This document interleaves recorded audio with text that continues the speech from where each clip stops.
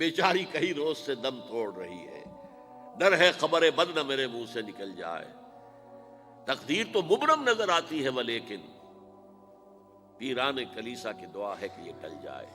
تو پہلی بات میری ختم ہوئی، عالمی نظام خلافت دنیا کی تقدیر مبرم ہے، ہو کر رہے گی، اس میں کسی صاحب ایمان کو کوئی شک، کوئی شبہ، کوئی ریب نہیں ہونا چاہیے۔ البتہ اس کا اب دوسرا پہلو کیا ہے، اس کا آغاز کہاں سے ہوگا؟ پہلی بات تو یہ، ہمارے بعض لوگوں کے ذہنوں میں، سادہ دل لوگ وہ سمجھتے ہیں کہ پوری دنیا میں ایک ہی دفعہ آ جانی چاہیے۔ یہ کوئی علاقائی خلافت تو نہیں ہو سکتی، خلافت تو عالمی ہوتی ہے۔ ان سے میں کہتا ہوں عالمی خلافت کب تھی جناب؟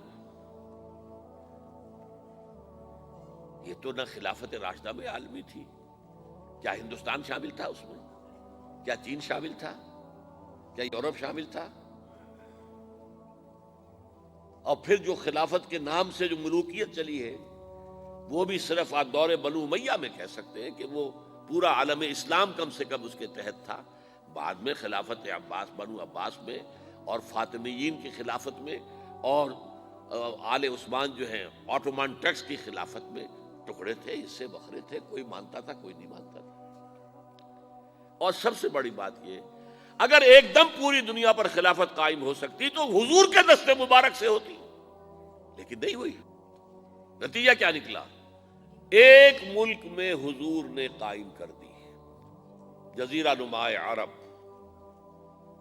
یہاں خلافت قائم ہو گئی، حضور خلیفہ ہے۔ اس کے بعد آپ کے خلفائے راشدین نے پھر اس کو وسعت دی، شرقاً غرباً شمالاً، 3 کالمز نکلے ہیں فوجوں کے، صحابہ کرام کے، 3 کالمز، ایک ایسٹ ورڈ، ایک ویسٹ ورڈ، ایک نارتھ ورڈ۔ ایک عراق کو فتح کرتے ہوئے ایران میں پہنچ گیا، خراسان تک چلا گیا۔ ایک شام کو فتح کرتے ہوئے اور پھر سینائی پیننسولا سے ہو کر افریقہ میں داخل ہوا اور اٹلانٹک تک پہنچ گیا۔ تیسرا سیدھا شمال میں گیا، لیکن یہ زیادہ دور نہیں جا سکتا تھا، کوکیشین ماؤنٹینز آ گئے، کوہ قاف۔ اس زمانے میں تو یہ یوں سمجھیے کہ امپیسیبل تھا نا، کوہ قاف، لہذا وہاں آ کر رک گیا۔ اب بھی یہ ہوگا، کسی ایک جگہ سے شروع ہوگا پھر پھیلے گا، اس کے سوا کوئی چارہ کار ہے ہی نہیں۔ اگر ہر جگہ پوری دنیا میں ایک ہی وقت میں ہو سکتا تو حضور کے دست مبارک سے ہوتا صلی اللہ علیہ وسلم۔ اب وہ نقطہ کون سا ہوگا، نقطہ آغاز کون سا ہوگا؟ اس میں پہلی بات تو میں نے کہا، جو شک کرے گا اس کا پھر ایمان مشکوک ہے۔ ہوگا، لازماً ہوگا، گلوبل ہوگا، پوری دنیا میں ہوگا۔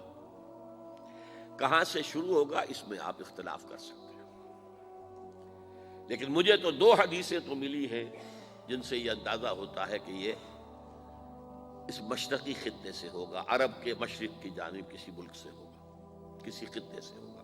وہ حدیثیں بھی اب آپ پڑھ لیجیے پہلے۔ پھر میں کہہ رہا ہوں یہ خزانہ ہے جو ہم نے آپ کی خدمت میں پیش کیا ہے، کاش کہ آپ اس کی قدر کر سکیں، یہ حدیثیں آپ کو ازبر ہو جائیں، یاد ہو جائیں، لوح قلب پر نقش ہو جائیں۔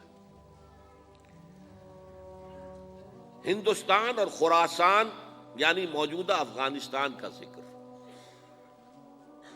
ابن ماجہ کی روایت ہے، عن عبداللہ ابن الحارث رضی اللہ تعالی عنہ قال رسول اللہ صلی اللہ علیہ وسلم یخرج ناس من المشرق یوطئون للمہدی یعنی سلطانہ، یعنی سلطانہ، دونوں طرح سے پڑھ سکتے ہیں۔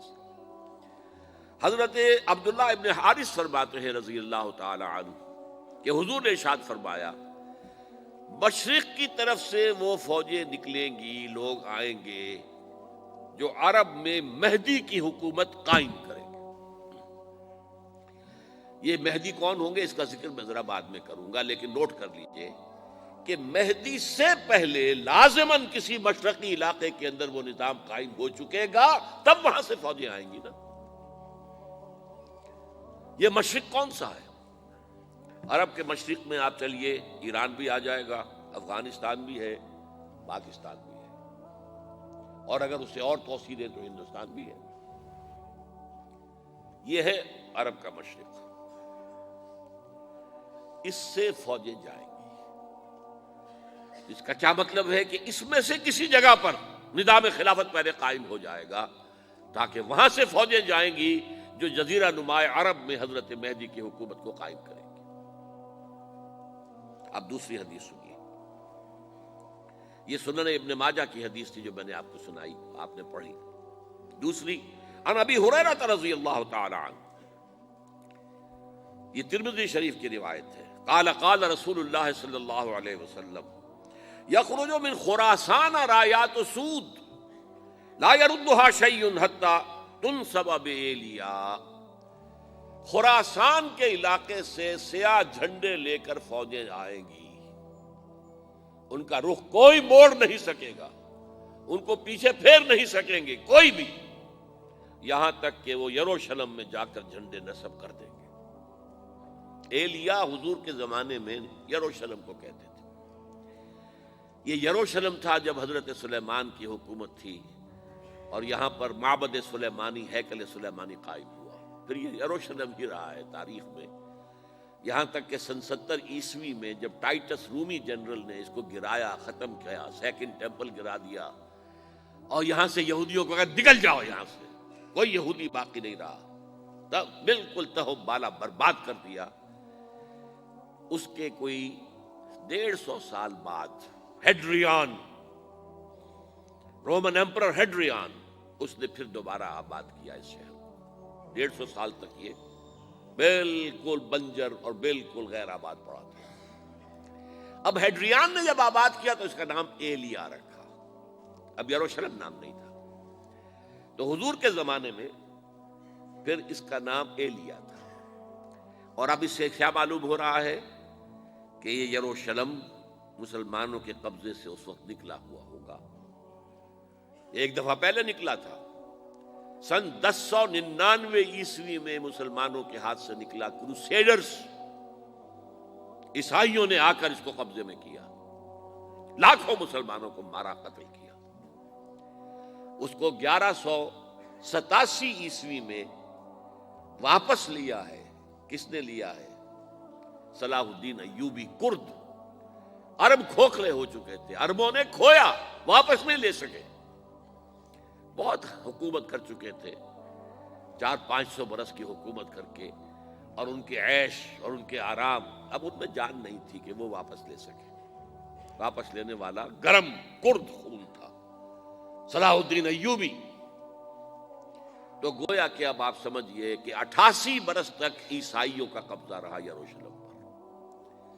اب 1967 میں یہودیوں نے قبضہ کیا ہے، اور اب 38 برس تو ہو گئے، 88 نہیں تو 38 برس تو ہو گئے ہیں، لیکن وہ دور آئے گا کہ اب پھر لیں گے، لینے والے عرب بھی نہیں ہوں گے، خراسان کے علاقے سے فوجیں آئیں گی۔ یہ خراسان کیا تھا؟ ایلیا تو میں نے آپ کو بتا دیا، یروشلم کا نام ہے۔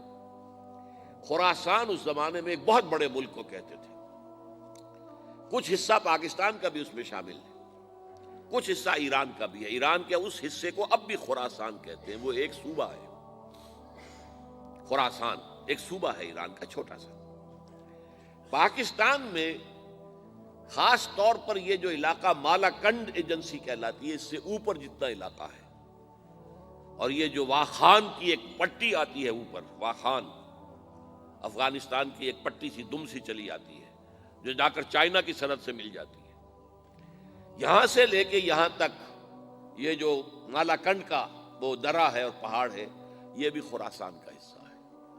باقی تقریباً 2/3 آف افغانستان ساؤدرن حصہ نہیں ہے خراسان کا حصہ، یہ سیستان کہلاتا تھا، یہ خراسان نہیں ہے، لیکن یہ کہ اوپر کا 2/3 آف افغانستان، اور اس کے ساتھ یہ جو عرب، جو اب یہ ترک ممالک آزاد ہوئے ہیں سوویت یونین کی ڈسولوشن کے ساتھ، یہ سارا علاقہ کہلاتا ہے خراسان بزرگ، دی گریٹ خراسان۔